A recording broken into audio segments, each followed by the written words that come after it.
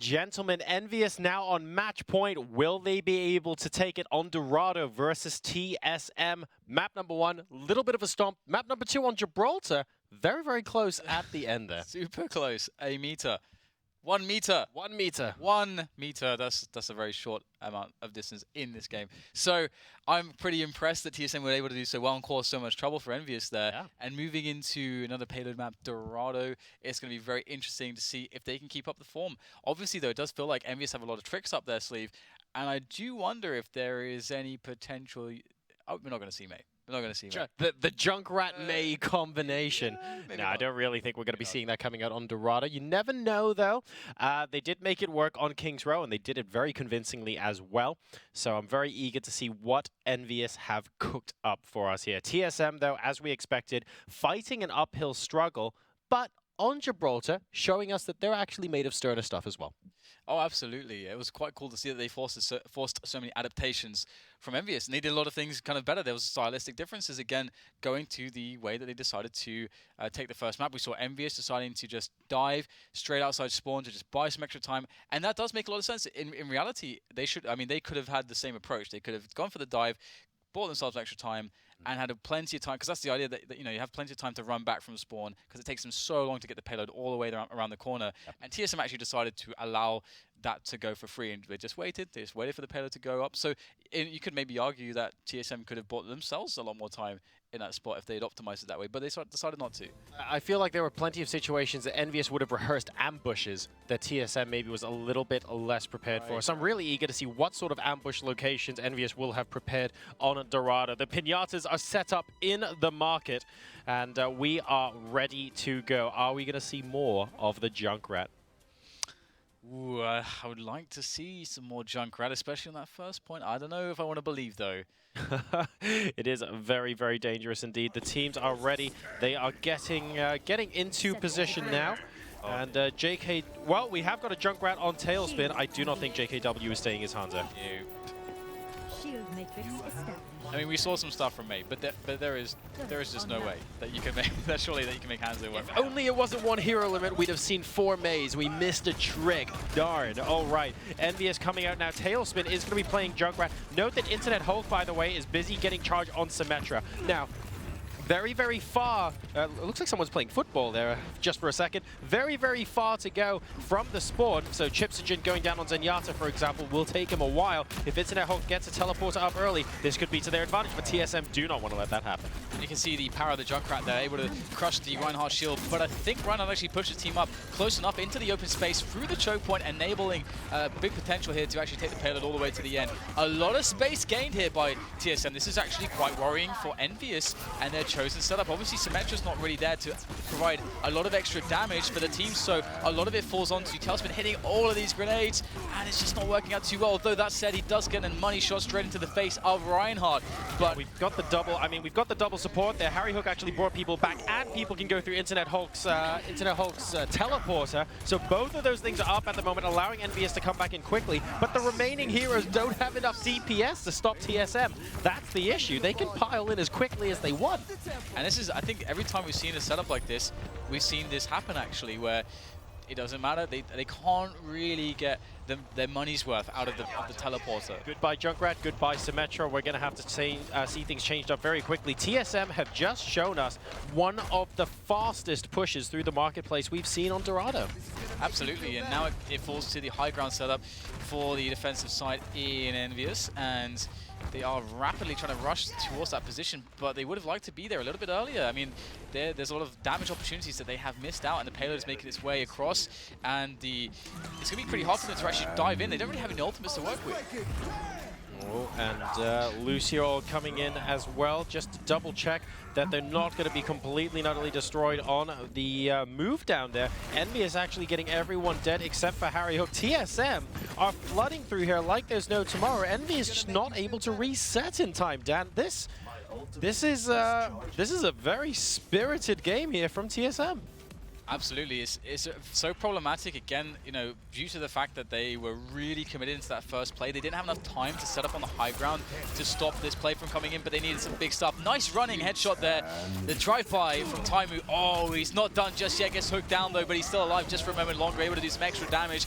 But will it count right now? We have the rest of ENVYUS trying to get in there as well. And so far, actually, they're making it work. There is still a chance for them to stop TSM just going all the way through to that third or for the home stretch. A little bit crazy that the first time ENVYUS actually hold TSM properly, they're very close to the penultimate checkpoint, and it was basically 2 minutes and 30 seconds into the map. That could have ended up being so quick for TSM. So a barnstorming, blistering start to Dorado for our red team here. We'll see if they can continue it. They've only been wiped the once so far.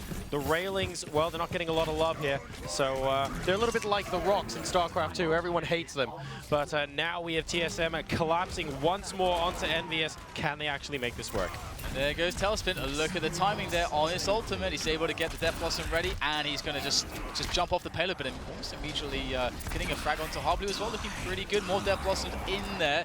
Now as Taimu's going to find his way around, just using that flashbang to great effect, almost throwing it into the mouth of the Reinhardt there, taking down JKW.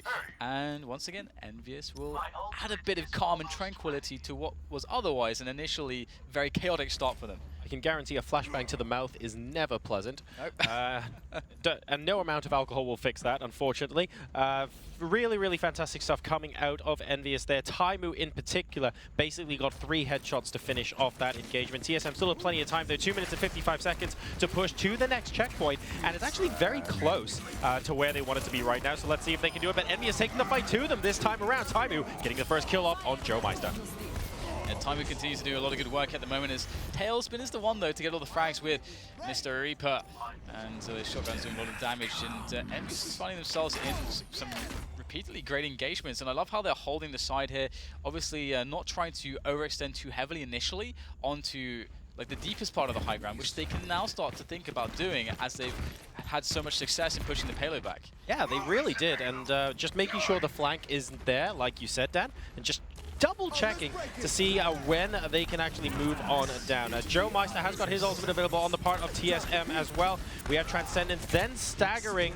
So Joe Meister choosing now, and High Noon coming out as well from Torque, looking for targets, trying to find them, not quite able to make it work, unfortunately. So much health going on for both sides with those supports playing all those ultimates. Tailspin now up top. He's got Death Blossom available. He's looking for an opening. Is he going to find it? Here comes the collapse.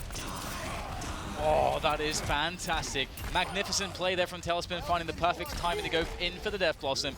And TSM was so spread out at that point, already having lost a couple of players, that they were unable to foresee it and then deal with it as it came in. Not much you can do.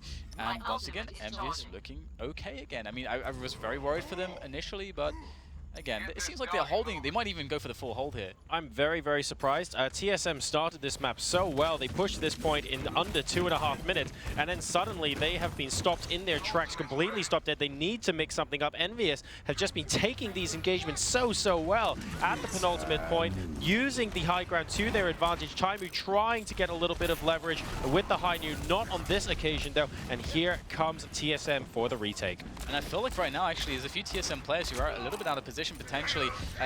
They could be separated and maybe eliminated in isolation here. But that said, we get the Graviton Surge coming in. It's not going to result in too many frags right now. But Nicholas, again, getting so much damage in close range with the Reaper. Left unchecked as Taimu tries to get something done here, but he's going to have to go for that health. And he's going to be out of the fight just for a moment as TSM are starting to do a good job.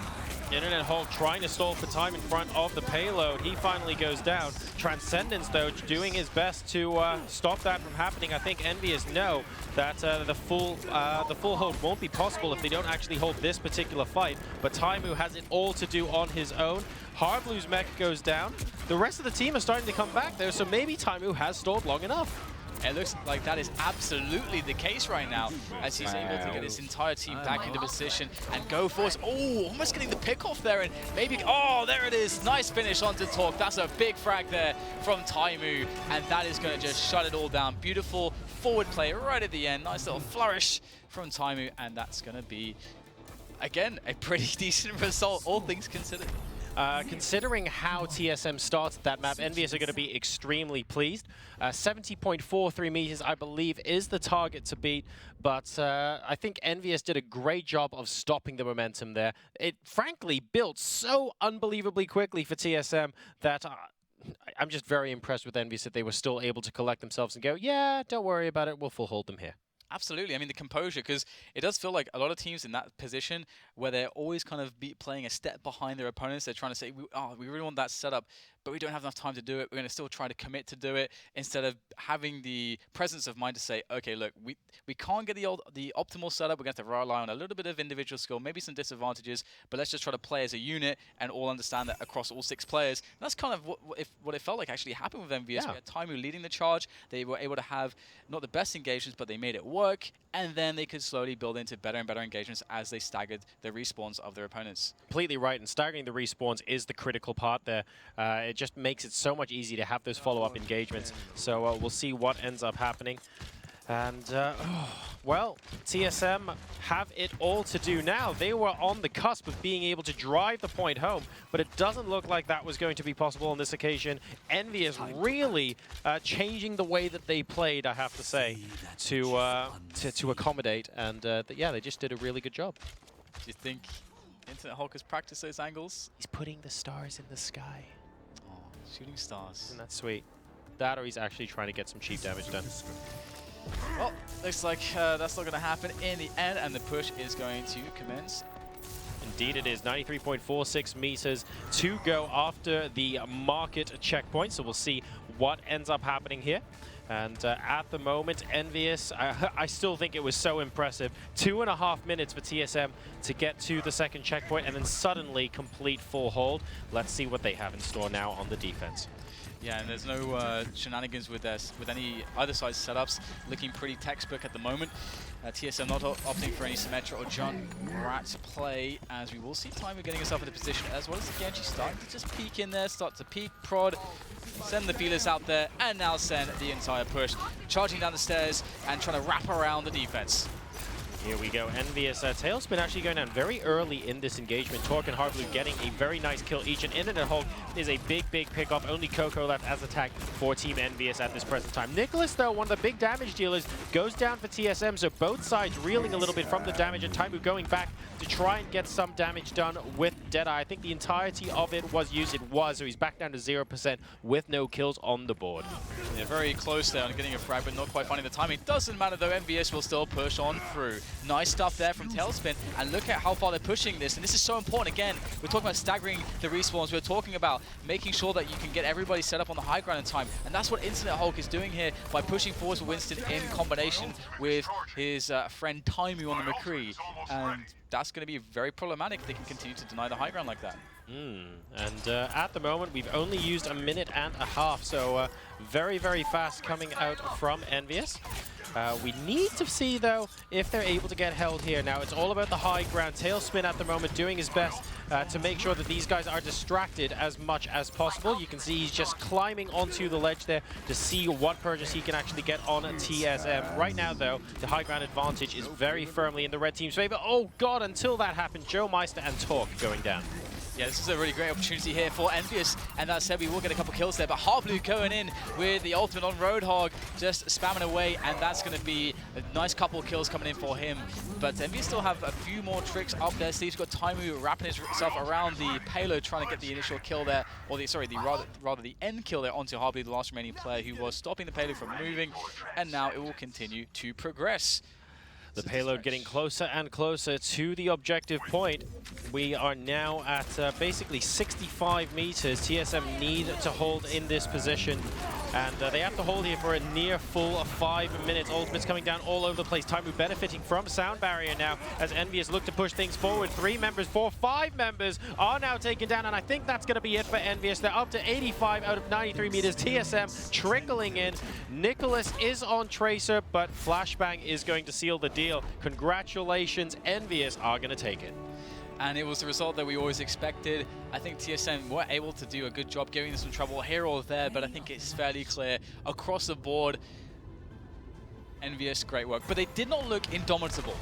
No, they absolutely didn't. There were periods where they were making those small mistakes. We were talking about that in the semi-final as well as the final. This was the pentakill coming out from Tailspin in the first half of that map. That's going to allow ENVYUS to take the victory here on Dorado and lap up the 3-0 victory. This means, of course, that they get that place in the playoffs in the $300,000 playoff in Atlanta. So I'm pretty excited to be seeing them there. And let's not forget, the losing team also gets a absolute metric ton of points that goes towards one of those 12 qualifying places as well. Absolutely, that is correct. And the machine is back to join us. Pretty fun match. I think a result that we expected, but TSM did pretty well. I think that's going to be the biggest takeaway, right, guys? I think we start our discussion with TSM because we came into that with a firm understanding that ENVYUS were going to be the better side. We're going to look better. They are the world's best side, and they've proven that time and time again. Coming into this event with 7 consecutive event victories back to back. You've mentioned a mad number 50+ games without conceding a loss, John. It's clear. It's evident that Envy are the better side. However, our lessons learned here is TSM and just how close that looked. At one point, I thought that they had won Gibraltar. It looked so unbelievably close. Those last couple of pushes, I'm a Tracer fanboy, and I was very happy to see Tracer crop up and actually make such an impact. And talking of impact, I want to ask you guys for an MVP, because I have a nominee. I feel like I can't help but feel Tailspin and this presence with May over on King's Row was awesome. He pulled out a Tracer and looked great with that as well. And even though he was making some mistakes with May, it was good to see such a high impact from a hero that hasn't cropped up too much. Yeah, I think I agree with your opinion. I spend a lot of the time going Taimu does a lot of that damage in the back, but Tailspin on the variety of heroes that we saw in the final and the way he was able to move around the defense of TSM consistently across all of the maps, I also agree. I would make Tailspin my MVP. Dan, any kind of deviation from that? I think I'm going to go with Tailspin as well as a consensus because he was so much of a playmaker. But I did actually want to highlight Taimu as well, again for the reasons that that's what John just mentioned. Just his damage output was so consistently high, and that's really important because that gives a lot of the other heroes less staying power. And there's always danger for the squishies to be out there, and if the play can happen so that a tank is removed from play, then he's going to get free reign on all these squishies, and being able to take them down very quickly means that maybe they don't get the ideal position and so on and so forth. So I think his role is very, very key, and I think because it's the hit scan role, you can have a lot of inconsistency, and he was actually very consistent. So that's why he's scary to me. And so, yeah, great stuff from Taimu as well. Yeah, I mean, all eyes have been on Taimu for a while. There's a lot of debate for the world's best player, and he's certainly a top candidate. Just not only the diversity of his heroes, but just the inconsistency by which, like you've already highlighted, he was, especially with McCree, like the amount of damage you constantly just seeing hit markers pop up. You're like, how? What is he? How does he do? It doesn't look like he's aiming at anything. Incredible stuff from Taimu and the boys, and ENVYUS do pick up that win. North America locked in, Europe done and dusted. We actually have 2 teams then securing spots in the playoffs, gents. It's going to be cool to see both Misfits, and we'll be seeing more from Envy as well, as they're just happily done and dusted. The chances are you won't see them again over the course of these next 4 weeks or 3 weeks now, with one under our belt, because they've got the spot. That's all. That's what they're playing for. They've got it. The rest of the teams competing, though, of course, the teams we lost in the semis, the ground, the court, all of this entire tournament have an opportunity to come back and gather more points or even the playoff spot through that grand final. He said it once, I'll say it again, $300,000, and of course it's going to be broadcast on live American television. That's so damn cool. I do also want to do a couple of closing thoughts, gents. We've just spent our first weekend talking about Overwatch. It's been the Overwatch Open, and it's been a pleasure working with you guys. I do just want to talk about the diversity that we've seen across this weekend, because you know what? I got a little nervous. You started talking about, Genyata or Zenji. Zenji, there you go. Zenji, yep. Sounds better. It does. But you know what? Like, upon review, at various times in another, we saw 21 out of 22 heroes played. I'm not complaining. It's pretty incredible. I think a lot of the diversity is definitely on the North American side as well. I feel Europe has settled into a little bit more of a stable meta. One particular thing I want to highlight as well, significantly less use of Ana in the North American servers. We just haven't really been playing around with the new support hero quite as much, or haven't quite able to make it work quite as much. So the differences in play styles opt for differences in team composition, as well as differences in how the teams actually call the shots going into the team fights. I'm just really liking that diversity.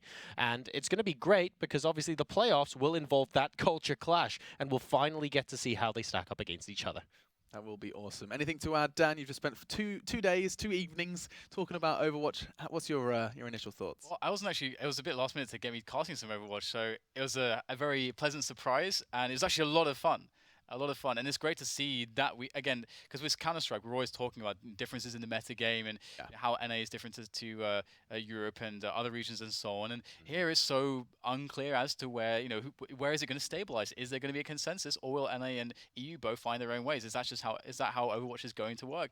And again, that's just really fun, being on the journey of discovery there. So, and also very cool to see that North America can play some Overwatch. Yes, they can. That's pretty nice to see as well. Very refreshing. So yeah, I'm just happy to be here casting some Overwatch, and I can't wait to see how the rest of the weekends play out and who's going to actually make it through to the playoffs. Neither can I. This has been a wonderful journey, a venture into the Overwatch Open. He said it's going to be a journey, and I know there's no doubt across even just these 4 weeks of these initial qualifiers, we will be seeing a development between European and North American Overwatch. For all of us here, though, myself, Machine, DDK, and Jurosar, and everyone back behind the scenes, we'd just like to say thank you very much for joining us, and we'll see you next time, same weekend, next week. Let me try and get my words out. We'll say goodnight. Thank you very much.